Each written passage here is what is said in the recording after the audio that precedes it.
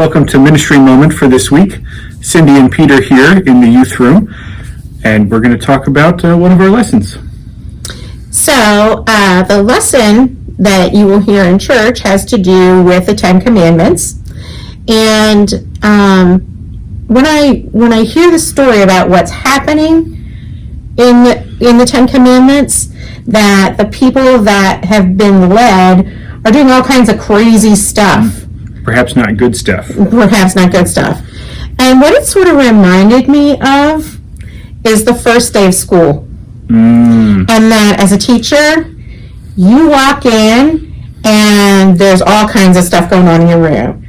You know, kids haven't seen each other and they're loud and it's a new setting. It's a new class, perhaps even a new school. Yeah. And the first thing usually that happens is the teacher says, we're going to come up with some classroom rules. And he doesn't come up, or she does not come up with the rules to make life difficult for you in the classroom, but it's so that you can all work better and learn better together in the classroom. Yeah. So it's kind of like our Ten Commandments, right? It is. Love the Lord your God, honor your father and mother, don't hurt other people by taking their stuff, or even the thou shalt not kill. If you want to look these up, there, Exodus 20 is our lesson for Sunday, the first lesson. But they're also in Deuteronomy 6, if I remember the chapter correctly. So we thought that we'd come up with some rules, perhaps, because good guidance. You don't want to hurt another person, right? So we thought we'd come up with a list of rules, and you can think about some of those at home too. So one of the things that we wanted to stress with rules is that when these rules were created, they weren't created to punish you, but they were to help you live a better life.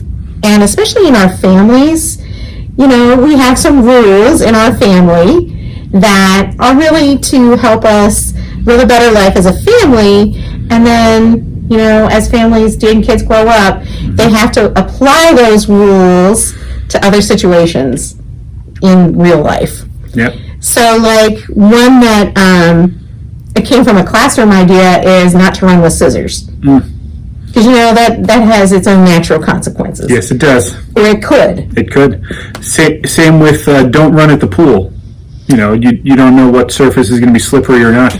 Another good one would be don't fight or hit or hit your siblings. I always had that as a kid. It was the love your siblings, love your brothers, because they will be the ones who will know you the longest. I don't know if that was a promise or a threat from Mom, but it was a good one. Yeah, when I think about that one, because nobody wants to hear their kids fighting, and by telling you, even though it's a rule, to not fight with your siblings, you know it's going to happen. Because there's always that conflict.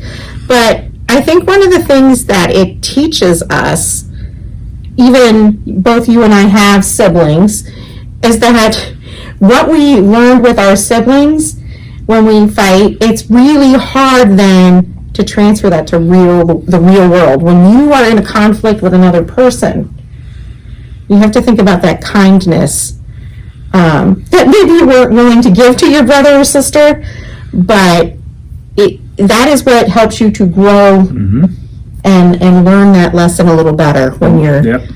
Learn how to interact with others. Okay. So one last one for us, and nice part is this is actually a commandment, that you shall not bear, is it bear false witness? I think it is. Or which is the you shall not lie, is the ever popular tell the truth. I know if you lie about something and you're already in trouble in my family,